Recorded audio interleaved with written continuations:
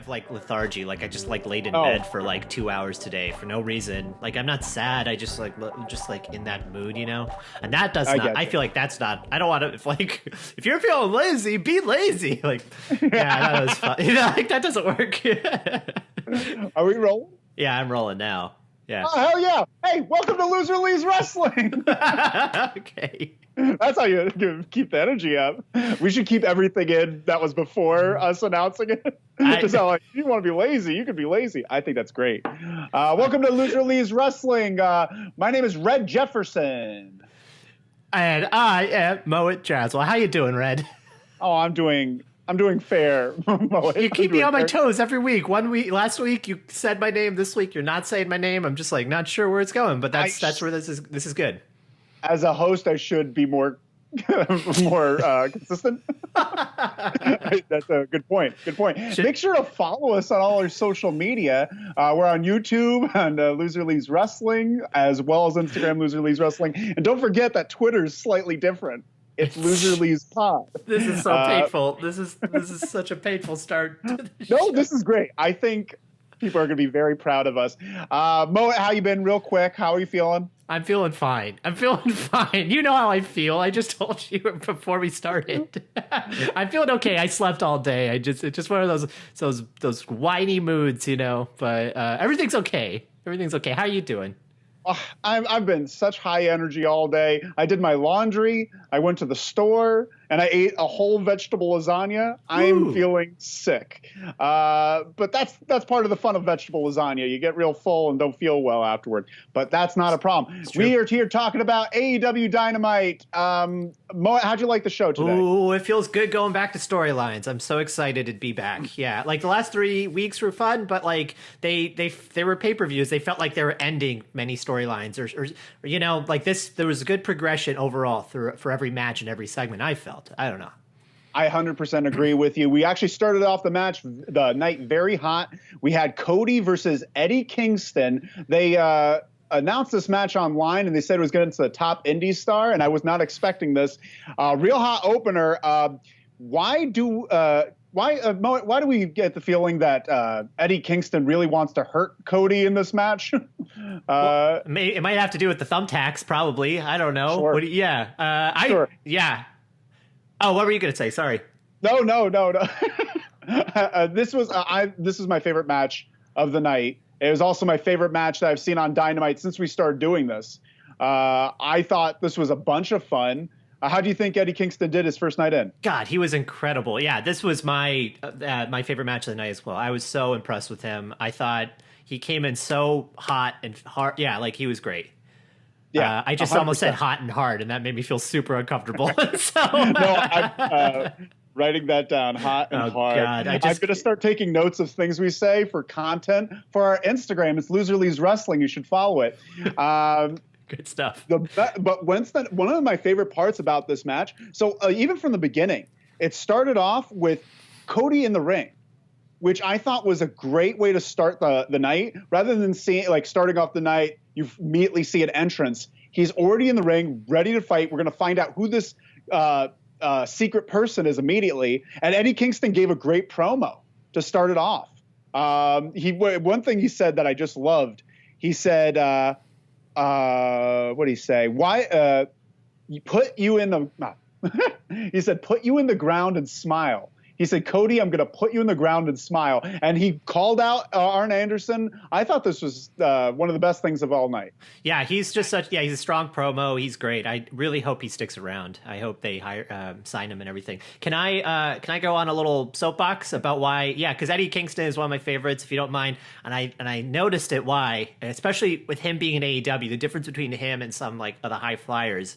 I think good art, good storytelling, good wrestling, being a good person involves empathy. And I think his wrestling style like makes you feel empathetic for him and the wrestlers. Like it felt like a dogfight. Like it was rough and physical. Nothing he did was too like over the top, you know, in a sense. I guess maybe the thumbtacks in a way, but like, yeah, you're not, no Canadian destroyers, you know? So like everything he did, I could understand why it was painful. Like I, as a viewer, have never been in a wrestling match, but I have, you know, fallen on concrete, so I can understand it being backdropped on concrete. He's probably in a lot of pain. I haven't had that thumbtack put in me, but I understand seeing it, how painful that is. Everything he did followed that rule, and I thought it was so effective. I've never been and will never be in a Canadian Destroyer or Spanish Fly. That's a different style of wrestling. But Don't speak too soon, Mohit. Never know what a street fight will bring to you. Got bust out of nowhere. That's true. Things are getting crazy nowadays. But yeah, I just thought that was wonderful. Yeah. He's such a great brawler. He's such a great brawler. He's very different than anything in AEW right now. He's going to give a different type of match than anything that we're watching. And like you said, total empathy. Like it's very similar to Mick Foley. That's how Mick Foley got over, is making you like understand that it's real. You know, like, oh, like he's falling on concrete. You can't fake that. I love the ripping up of the mats. And one thing, the match ended with Cody Rhodes finishing off with the figure 4. Mm-hmm. And I thought that was very interesting. Something that I noticed all night tonight is that a lot of the finishes, I don't want to get too ahead of myself, but they ended with their non-signature maneuver. Like there was a lot of different finishes that were out of nowhere, which I loved because I'm so tired of seeing a million false finishes with their finishers. Oh, for sure. Yeah, you need more of those. You need to be able to have a lot of other finishers as believable endings. Like you can't just have it all with whatever his finisher is. The what's the name? The Crossroads. The Crossroads. Yeah, you can't just do that. So now we know the figure 4 is a finishing hold. So when he gets it put on, like it's a big deal, and that's great. Mm-hmm. There's the one thing that I didn't like about it, if I criticize, is that I think it ended too soon. Like I think it ended too soon after the thumbtacks. Like the thumbtacks was such a major moment in the match that I think it should have gone on maybe 5-10 more minutes and really pulled that. Like otherwise, like I just kind of left feeling deflated. Like I'm not sure why. I think they should have taken out the thumbtacks if they were just going to end it like a minute later in the figure 4. Like it almost felt like it didn't affect Cody at all. Interesting. Well, that's another thing. That's a great point. That didn't feel like it affected Cody at all, because afterwards he's on the turnbuckle celebrating. I'm like, you just went through hell, and you're giving the figure 4 on thumbtacks. You should be in pain. You should be helped to the back. What I liked though about how short it was Eddie Kingston. He threw everything at him immediately. He's just like, oh, I'm a veteran. I'm in my last stages of my career. I'm going to do whatever it takes. So I almost love the fact that this was a short match with everything filled in. But I do understand your take that it felt the ending was a little anticlimactic and out of nowhere, because we never seen him win with the figure 4 before. I mean, I like that. That's fine. I just think they needed to spread it out a bit. Like the pacing just felt off. I assumed it was because of maybe TV constraints. Like they just had to finish it in this specific time frame, because everything else up to that was fantastic. Like yeah, every moment counted. It felt great. Yeah. Well, moving on from that, we get a Jon Moxley promo. He says that he enjoys hearing his tendons snap like water balloons. I wrote literary. It felt very literary, his promo. There were a lot of great descriptions, like popping and snapping and water balloons. It was great. Yeah. Do you see the symmetry right now? You see that we're on the same wavelength? We heard popping. We're doing so good as hosts. Remember, like and subscribe us. Please do. I'm going to be so good at plugging things now. It's a fun game now. Once again, well, we move on to MJF versus Griff Garrison. Mohit, MJF, pretty mean, huh? He's a really mean guy. I like that segue. I'm working on questions. Yeah, it was really good. That wasn't a question, though. I mean, I guess you could add a question mark. Pretty mean guy, right? At the end. Yeah, I thought you did great heel work. I thought it was really smart. I think he's like an above average wrestler, but that's okay because his mic skills are just like over the top good. He's one of the best in the company. That isn't Jake the Snake. And yeah, I thought it was just great that he had the mic the entire time. I thought the undefeated line was really sad. And also, I was surprised that they gave Griff Garrison so much, because I think he's a really bad actor and they forced him into a pretty tough dramatic role. So that's my concern. Otherwise, I thought it was pretty effective. Yeah. One thing that I noticed about a lot of these matches, at least the first 2 of the night, they started with an attack. I noticed that a lot of matches on AEW don't necessarily start when the ref decides. They start after there's already been an attack. And I was wondering your thoughts on that. Does that bother you, or do you think that's just the tier? You know, it's the way it is. Did this one start with an attack before the? Oh, it did. Oh, I actually liked it a lot. I thought it was really funny. Actually, these first two in particular, I think were pretty good. Because, well, at least for Cody and Eddie Kingston, it made sense because of the urgency of Eddie Kingston. I think it makes sense in here. Because of character motivations. Like with Cody, he wants the prestige. He wants to be announced. He wants he wants it to feel sort of like a boxing or an MMA fight or something. But and that's why it made it so powerful when Eddie stopped. MJF is a dirt heel, so it makes sense that he would want that. So yeah. I guess maybe my issue, not because they both worked real well. I think maybe they shouldn't have put them back to back, those matches. I don't know. It just seemed glaring to me, but maybe I'm the only one that's looking at that stupid little thing. Moving on. That's great. No, that's really great. You should be noticing that stuff. Yeah. Oh, I'm going to continue, but I do have to recognize that I'm obsessive, Mohit. You're obsessive. I think that was great. Yeah. We got a Tony Schiavone update with Britt Baker. So Britt Baker says that it's a conspiracy that everyone's trying to attack her nose. How do you feel about it, Mohit? How do I feel about her nose or the conspiracy theory? The conspiracy that everyone's trying to attack her nose. I think she might be onto something. I don't know. She comes in with these, she takes the time. She's clearly researching something. I don't understand what she's researching, but she has these big signs and stuff. And I think she's onto something. She's putting a lot of effort into it. I think it's going somewhere. I believe her. I like it. I like her. I'm liking her more and more each time. I would love for her to lean into the doctor thing a little more. Like, instead of people calling her Britt, she'd be like, doctor. No, she did that. Not in this promo, but she was doing that before. She got real, I think it should be a real constant thing. I feel like that's something that gets real annoying, and it would just make me more annoyed at her. Yeah. I just like the idea of her. Anytime someone says Britt or Miss Baker or Britt Baker, she should immediately doctor and then move on. That's pretty good. I think that's just such a good way. And that's going to be a great T-shirt one day. Just say doctor ...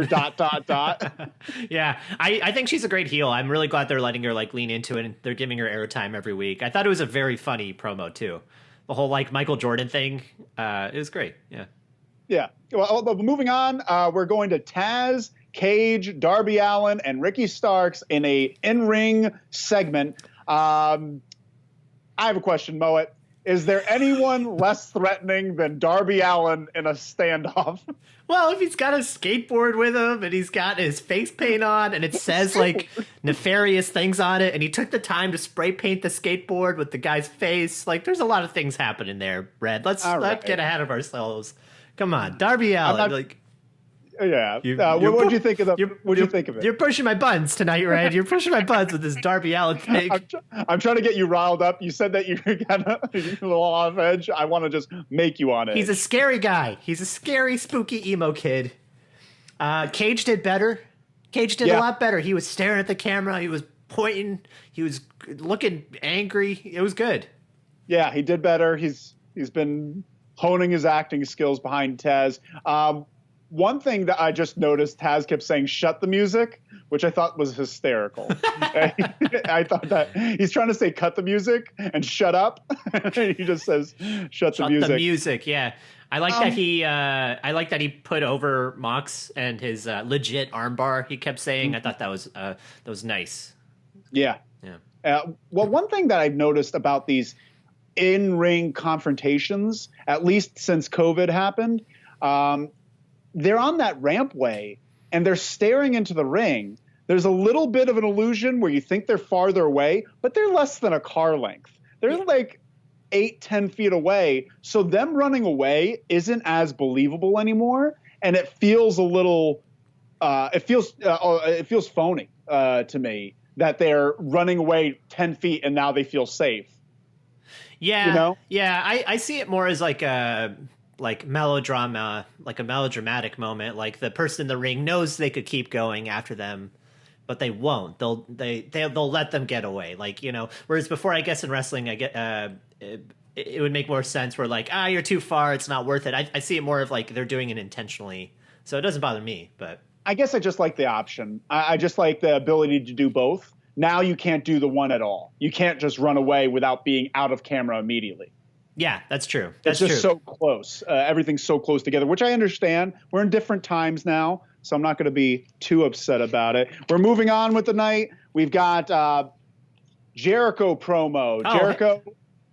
What do you think of Ricky Starks with Cage and Taz? That's kind of a big thing, yeah. Of course. Let's go back to it. I'm sorry about that. Ricky Starks coming back. My personal thoughts on it, I think, Ricky Starks joining with Taz and Cage, I think that's a great pairing. I think it's a great pairing. I feel like Ricky Starks has a big chunk of charisma, but I don't know if he's the best talker. Have you seen it? I think that's one of his strengths. Have you seen his promos? You have? I love it. I think he's great. I think he's like this weird borderline like 90s rock kind of thing. I don't know. I guess I've only seen his face promos. I've only seen him as a face, and I have such a hard time because he's just to those who don't know, Ricky Starks is a big indie star based out of Central Texas. And we've seen him a bunch, and I like him. I think he's a great athlete. I just feel that he screams heel, and he can't, in my eyes, play a believable babyface yet. I don't know. He's not funny enough to be a funny baby, a funny heel. A funny baby. I love funny baby. A funny baby. It's so adorable. He's not a funny baby.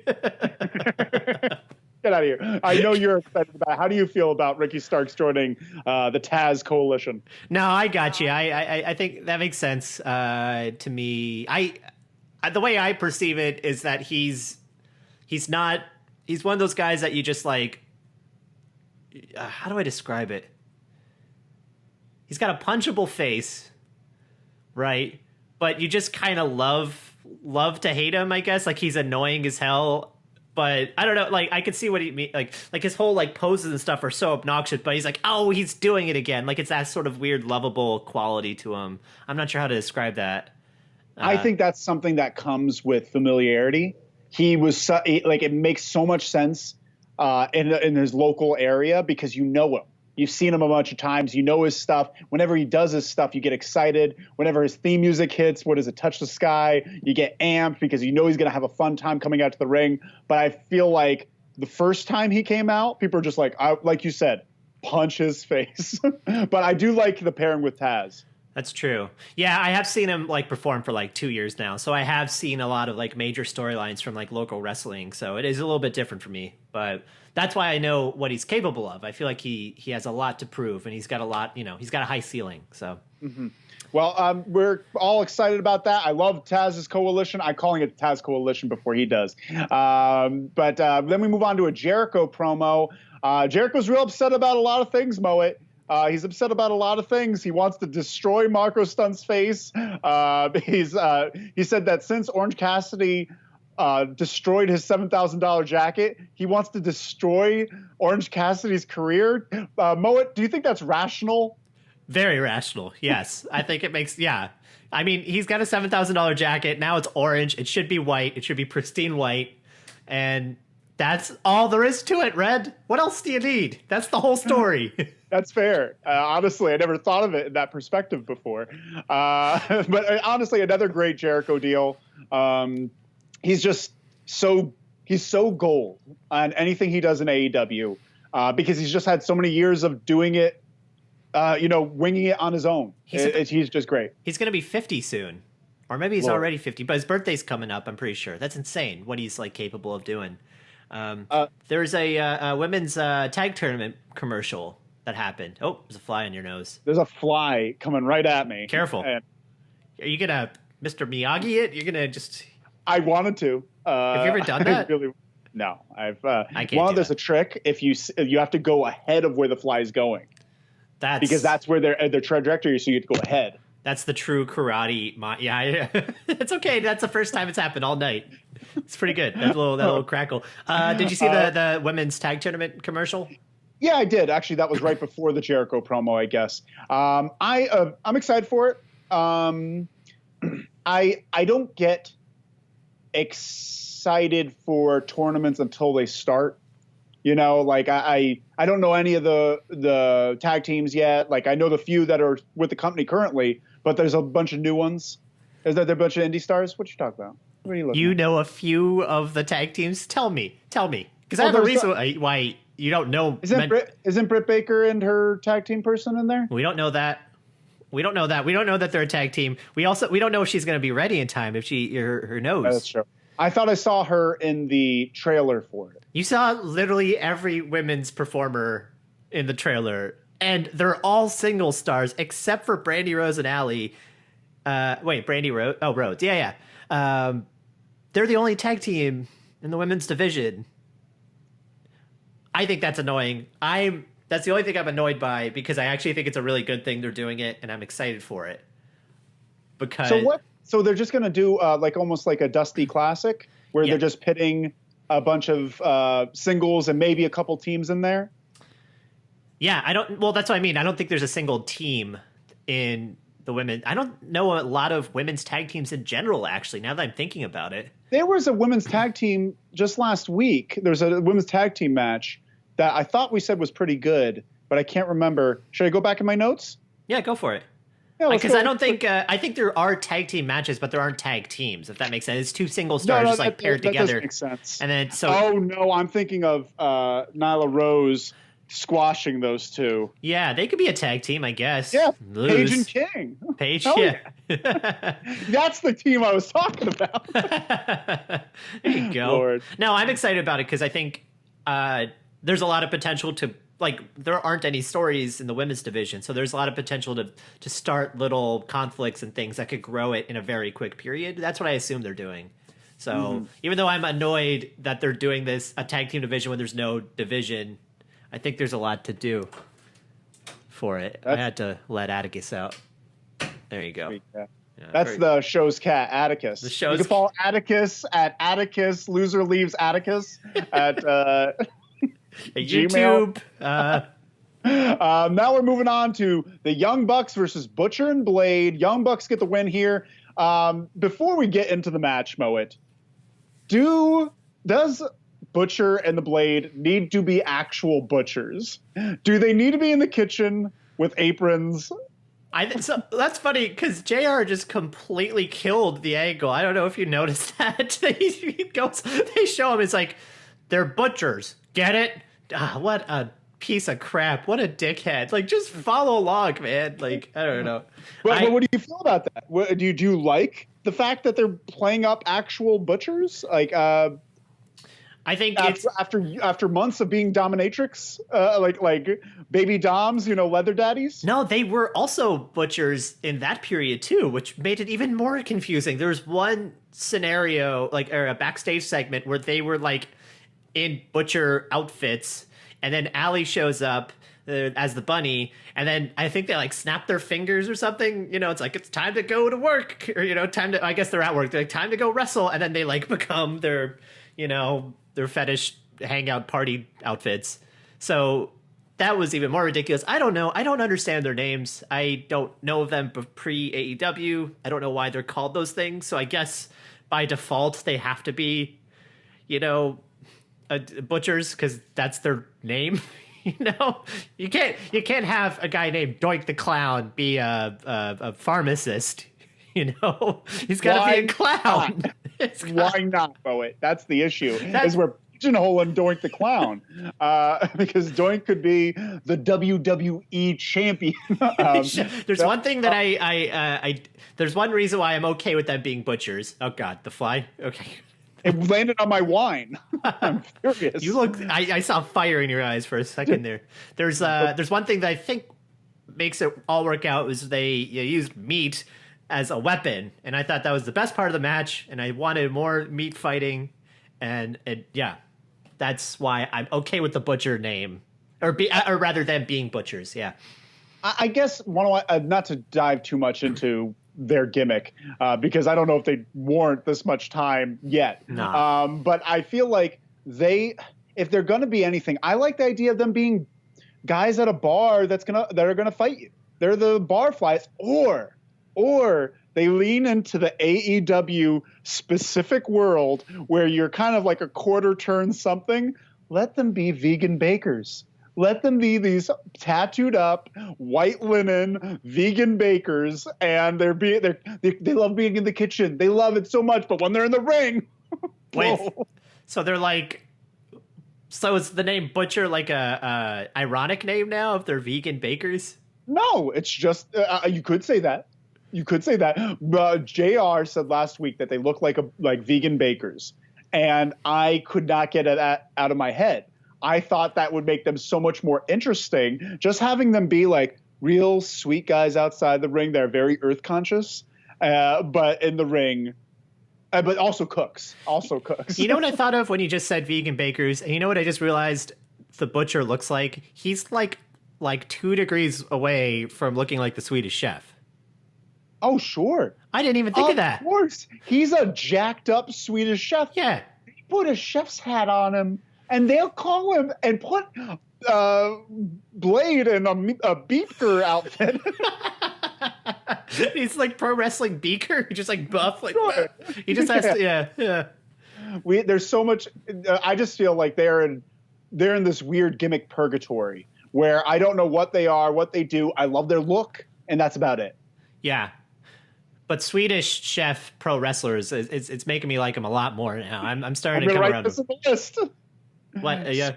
I'm going to put a picture of Butcher's face on Swedish Chef.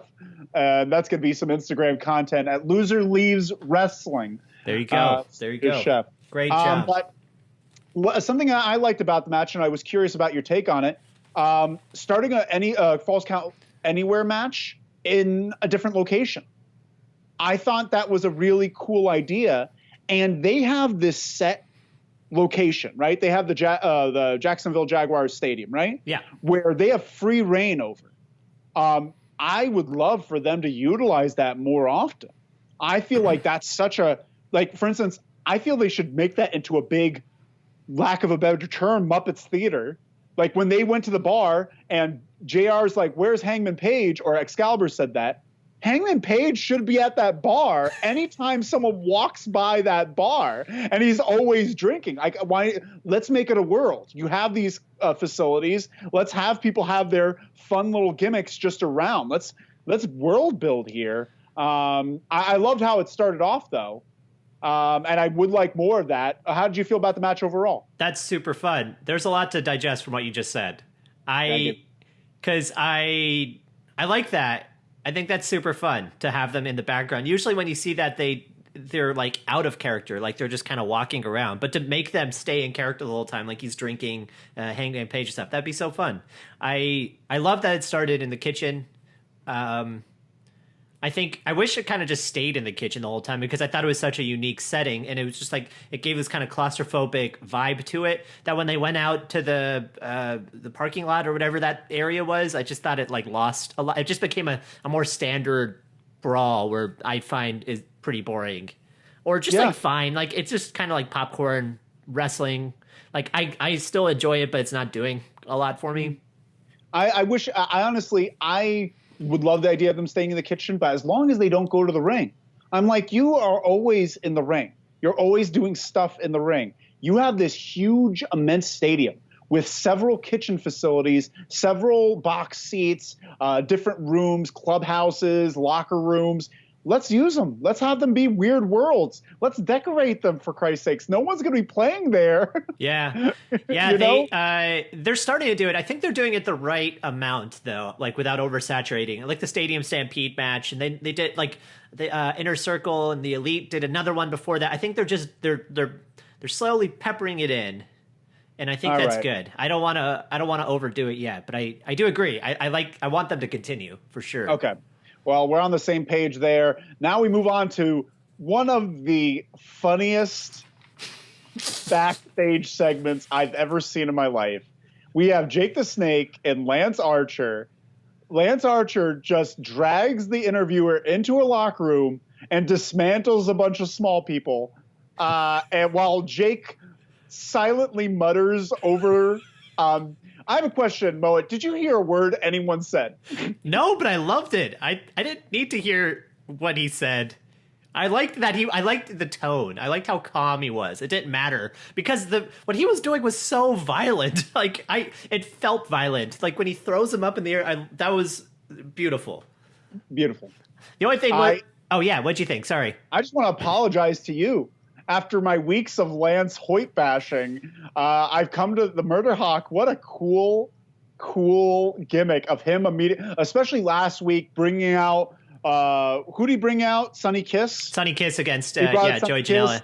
That was 2 weeks ago, I guess. And this week just going in and just dismantling a roster and then inaudibly whispering into a microphone. I'm sorry. I'm sorry for everything I've ever said about See, now you see it. I'm glad. Yeah. I think, it's believable too. I would crap my pants if he ran into a locker room. Well, I'm just trying to get home for the day. I finished my job and he comes barging in. There's no way I'm defending him. There's no way I'm doing anything. I'd be in the trash. I'd be getting a swirly. I'm done. I'd imagine you doing your Kermit arms in the air, running back and forth. I'm trying to get you to do that again for our. I want to make a GIF of that. I've already done it like twice. I know. I keep going like this. And it's good. It's good. That's what people are tuning in for. How do you think we have almost 20 subscribers on YouTube? That's Loser Leaves Wrestling on YouTube. It's growing every day. Actually, it is growing every day. Literally by one person every day, but it's happening. I'm going to punch you through this camera. No. We have to make it till we make it. We're stars already, Mohit. It's happening. Yeah. It's true. Now we move on to the next match of the night. We have Diamante versus Ivelisse. I'm just going to pose this question. What did you think of the match? I have very mixed feelings about it. So, did you see Dark last night? I'm not sure. I did not. That's okay. The Diamante wrestled Killian King. I think she was one of the tag team members from 2 weeks ago. Killian, and they were both great, but it felt very slow. Mm-hmm. It felt like the low selling, energy.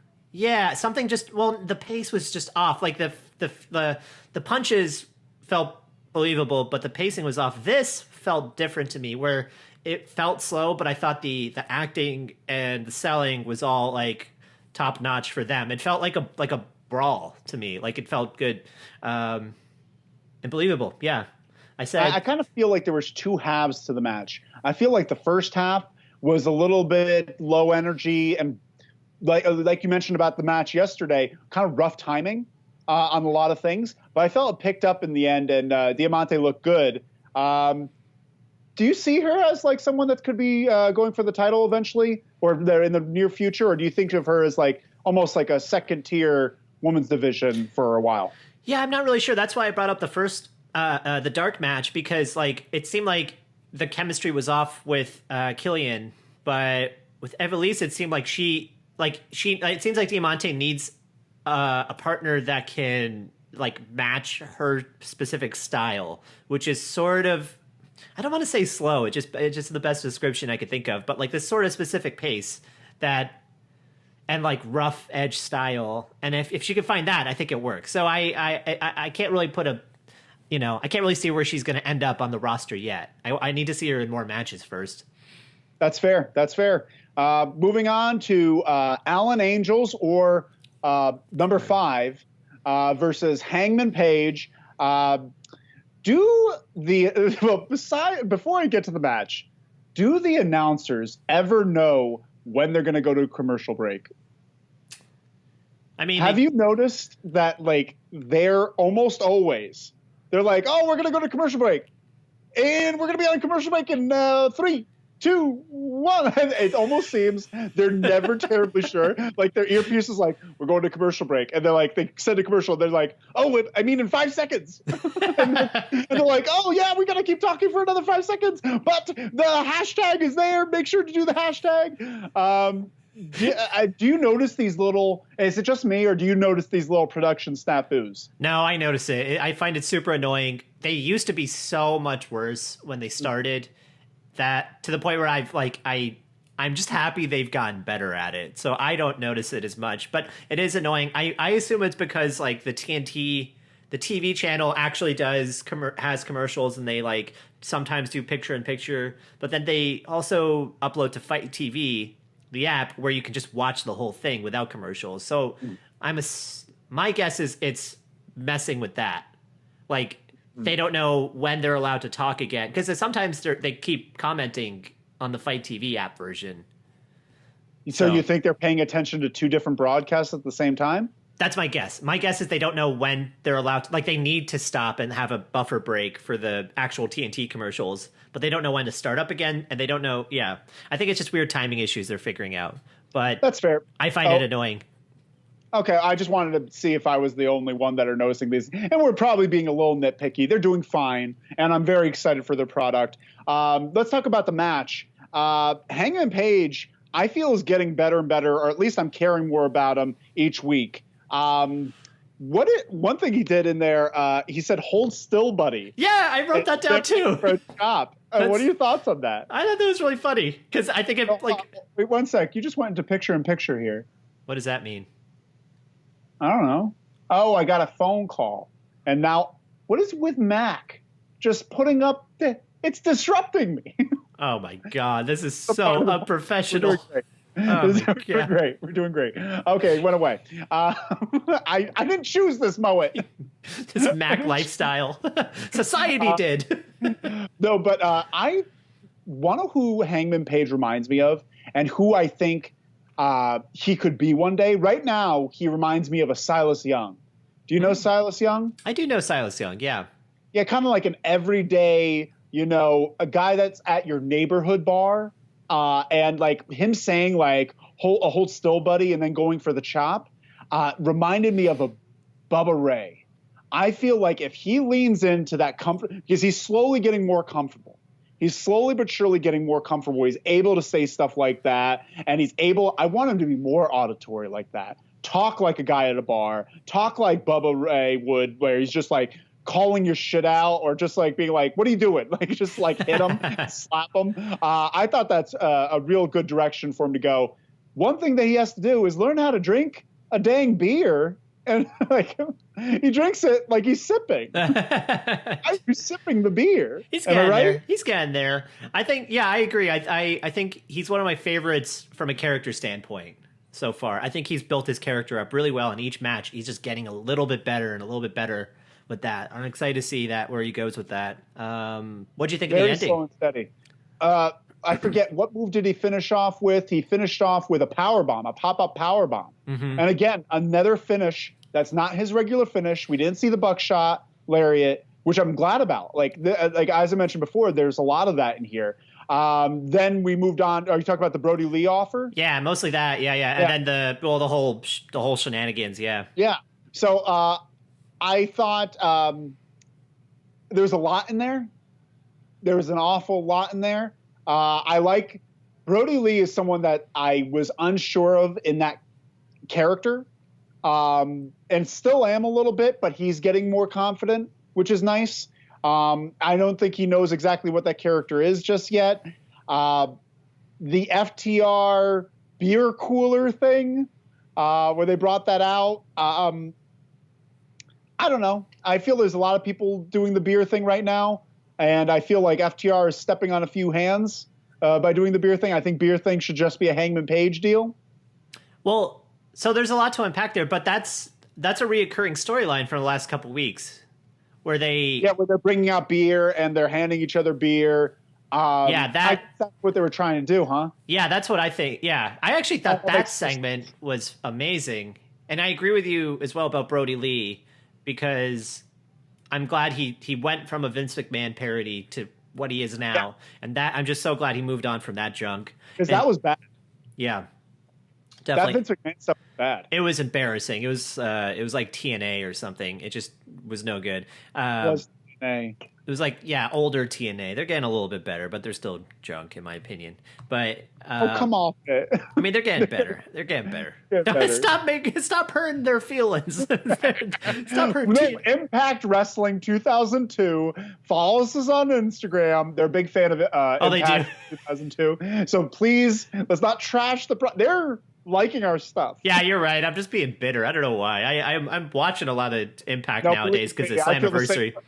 I feel the same way about Marco Stunt. Yeah. So, but one little thing, I really loved how Brody Lee like took Colt Cabana out to the back like some like mafia boss, so you didn't have to see it. And Colt's acting where he's just like kind of nervous for Hangman Page. I thought that was such a great touch. Well, I take back what I said about it being overproduced. There was a lot of good in here. You're right. Like, I love the idea of the Dark Order always staying outside the ring. Like, while one individual member of Dark Order is a jobber, jobber, them collectively build this intimidation that allows any one member to win a match, which I love that thought process. I wish they played into that more, of the intimidation factor. And Brody Lee, he's doing a better job each week. And I loved, you're right, I love that thing with Kenny Omega coming out last. That was a great thing. And the announcers, thank God the announcers did that. When Kenny Omega came out after FTR, they're like, oh, and Kenny Omega's coming out last. Like, his tag team partner is last to come out to save him. It's showing this progression of Kenny Omega drifting apart. Yeah, no, and there's a lot of subtlety to that too. I think the tag team division is in the best state right now. Because I don't know where it's going, and I'm so excited about that. I think like in a really good way. I think they're just adding a new layer every single week where they have like multiple directions they could go in, and I don't know where. Like adding Dark Order to the mix now is just like making it even more exciting to me. In the ring when he was with Brody Lee like makes a point to say that he has no friends and he's in a dangerous situation now. And what's it like? But he's a tag team champion. By definition, he has at least one friend. And that, so they're just adding these like subtle details, which I think is so smart. I didn't even think of that. That's a great point. And then FTR, coming in, like we're seeing them or kind of conditioning. They're conditioning us to see them as heels because they're going up against the Young Bucks, and the way the Young Bucks are acting, or the faces, like, we're the Young Bucks, the best tag team, like when they get in their faces. So for the specific, like the heels to now hang out with Hangman Page, knowing that he's in a down spot where he feels like his friends have abandoned him, and coming to his aid and hang out with him in the bar last week, like it's just adding this like interesting spicy layer to everything where like I don't know what Hangman is thinking. I don't know where FTR is taking from that, if that's just mind games. Where is Kenny sitting this? Like, it's good stuff. Yeah, and I think the reason for that is, if I'm just speculating because I don't know their inner office stuff at all, but because each wrestler is their own creative manager, not necessarily they make the final decisions, but they're given a lot of input on their character, that almost has an attitude era feel where each character, like Vince Russo, like him for better or worse, he at least made sure everyone had something. Like if you watch an episode of Raw from 97, 98, every single character had something going on. And by putting the ownership on these wrestlers, they're making sure, like, for better and for worse, their shit's getting in. And so, like, sometimes it's in a match where it becomes overindulgent or it becomes too much. But sometimes with these storylines, like we see Brody Lee coming out there, just like you said, every single thing kind of like splashing a little bit of their character onto it. So there's potential new storylines, like why does Brody Lee know what's going on before everyone else? Is the Revival just messing with Omega and Page, or do they actually have like there's a lot going on there. Big fan. Let's move on to the main event of the evening. We got Jurassic Express versus Inner Circle. Inner Circle gets the win here. This is a great booked match. I love the booking of this match. Big guy, little guy, or somewhat. How did you feel when Hager and Luchasaurus had that stare down? I thought it was great, and I actually thought, I was wondering how you felt, because a lot of your criticisms from last week seemed to be corrected. Like, no Marco stunt. I felt like you were probably very excited about that. Or, I mean, at least not in the match. He did his thing. But that was big. Luchasaurus kind of acting like a bigger deal. Hager kind of stepping up to him. I thought Hager's MMA, like they're like evenly matched in a sense of like style and power, but Hager's MMA overpowers his Luchasaurus's like flexibility and like kicking style, which was fun. I thought that was a cool like mix up. Yeah.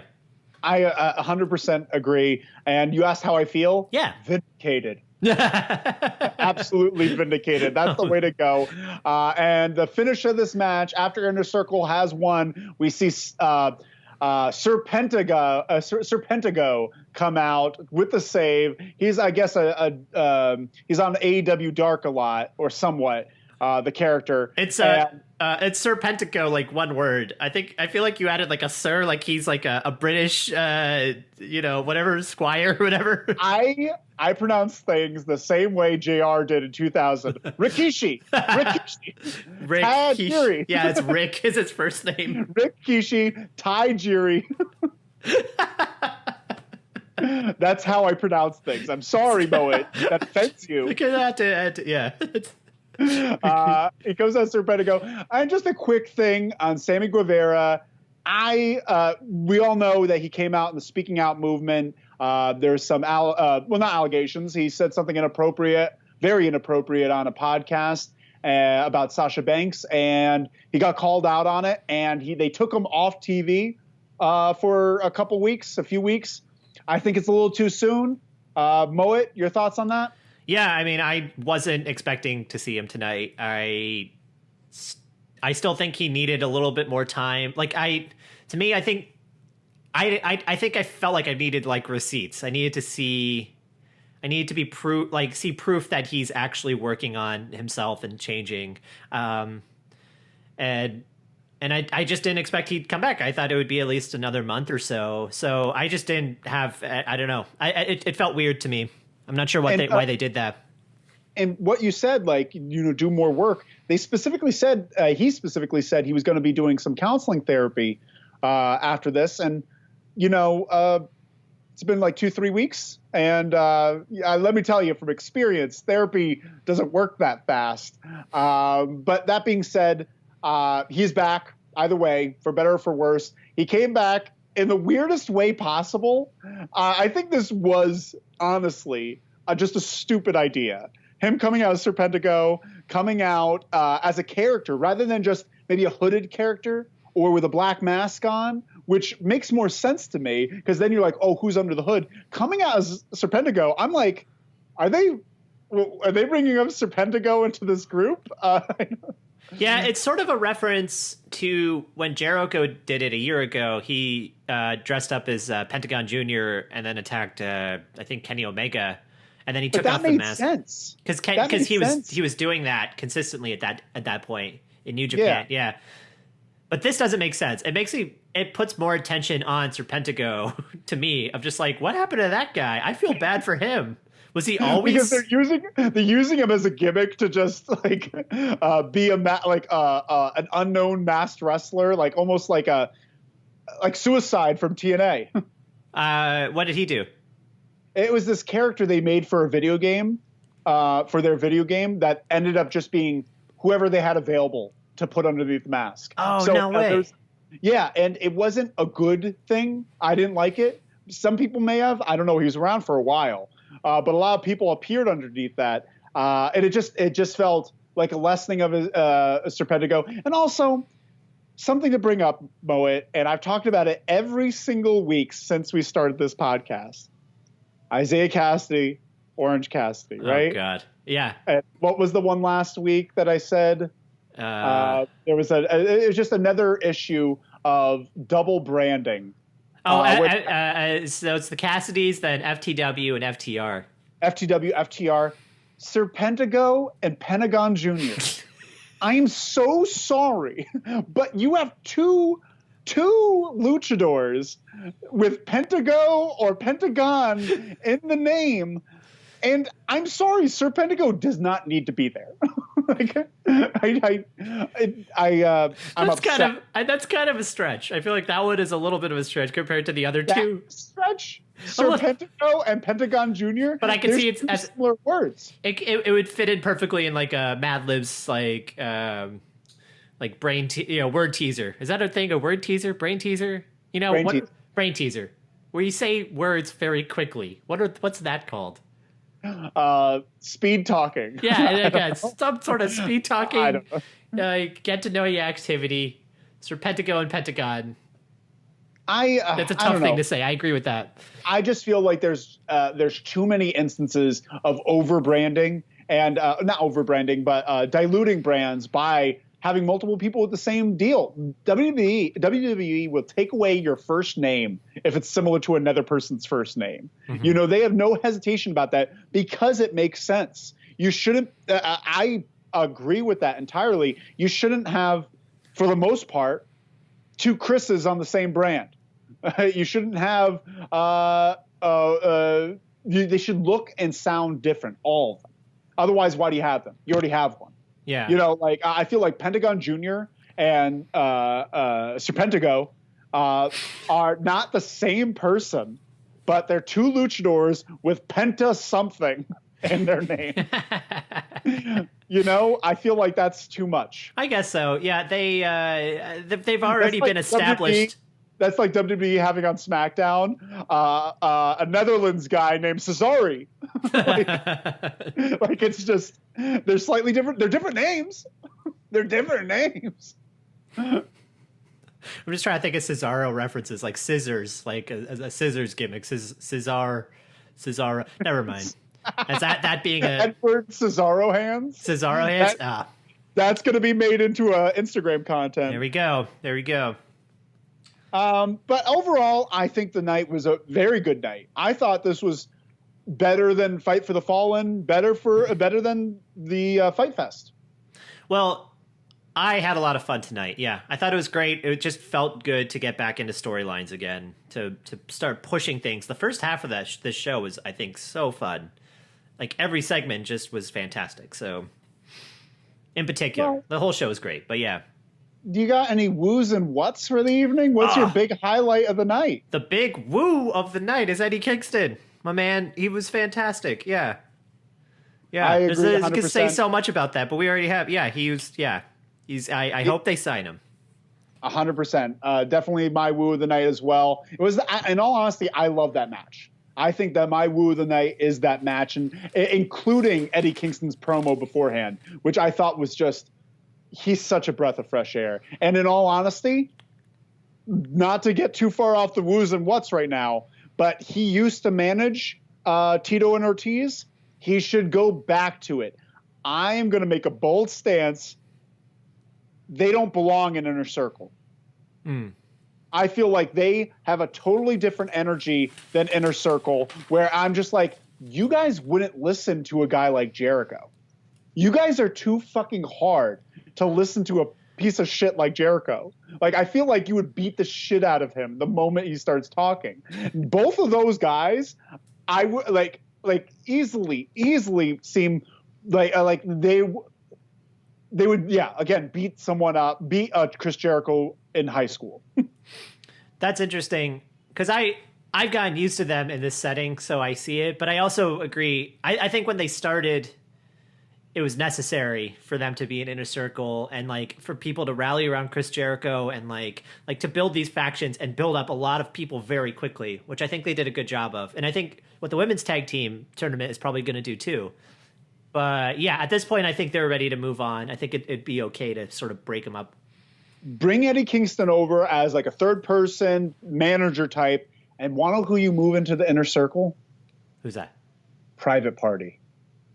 You move Private Party into the Inner Circle. They've got nothing going on right now. They look like they belong in that group because they're kind of like partygoers. Everyone in Inner Circle seems like they'd be at a getting table service at a club.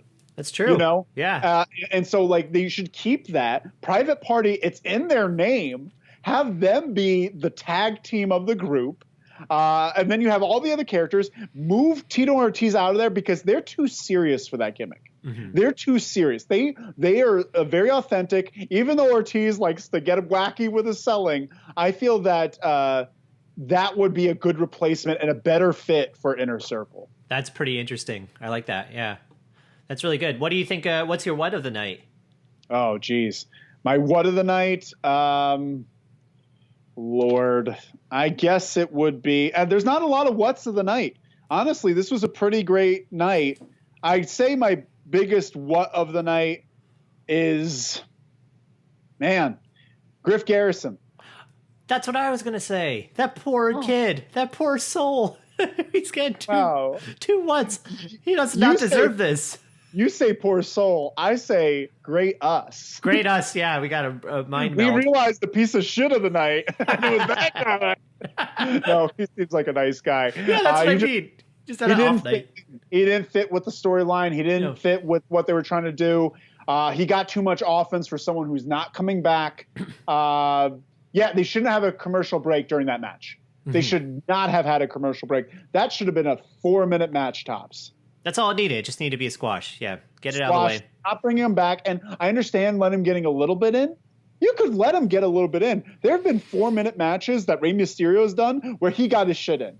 And I'm not saying everyone's going to be like Rey Mysterio, but like you can get yourself over and get some offense and be believable. But you know what? The experienced vet who's on TV every week with a bodyguard can overcome you. Well, it's funny that he's an experienced vet because he's only like 23. But I agree. There's a major difference in talent in there so far that I don't like. It didn't help that MJF like pointed it out like as a character work. You know, he was like, your knees are shaking, you're scared, and then that got me primed thinking like, is he scared? And then every movement that he made was clearly him being nervous and scared. Like he puts his hand on MJF's shoulder and he's just like, I'll tell you something, mister. And it's just like, you can't, don't do that to him, MJF. Like he's already up climbing up, uphill battle. Very funny. What's your what of the night? Well, I did actually just say Griff Garrison, but I'll make another one of the night. Make a different one. Yeah, another one was, I don't know if you noticed, but it's worth bringing up. My what is Evil Uno's acting when Five lost. It was like so goofy, like comical, like, jeez, shucks. No way, man. Did you see that stuff? Oh, shoot. Oh, no. Ridiculous. Get better. Take acting classes, for God's sake. What are you doing? Would you hate me if I said I love that? No, because I also kind of love it, but it looks so stupid. It's so dumb. But he's the only character in the entire show that I give so much allowance to. His name is Evil Uno. He's a cartoon character. He looks like gothy Dr. Robotnik. Like it just doesn't. It's so silly. Gothy Dr. Robotnik going in the list. Dr. Robotnik. You're gonna see so much content this week. On Loser Leaves Wrestling on Instagram, Nick. I had a great night tonight. I feel like this was one of the better shows, better TV. Even their events. I think it was one of their best shows in a couple of weeks. Any final thoughts on the night? No, that's it. Yeah, there's a big, crazy 5-man team or 10-person match or whatever. That's going to be a cluster. Lord God. But yeah, very intrigued by that next week. But that's it. Yeah, just onwards. I don't know. Yeah. Need a cool catchphrase. Yeah. We should come up with some sort of song. Oh, we're gonna do na na na na na na na. Hey hey hey. Podcast. Mike. Thank you so much for watching us tonight. We're Loser Leaves Wrestling or Loser Leaves Podcast, depending on what you're watching. Loser Leaves Wrestling on Instagram and YouTube, and Loser Leaves Pod on Twitter. Make sure to follow us. Thank you all so much. Goodbye. Bye. We did it. We did it.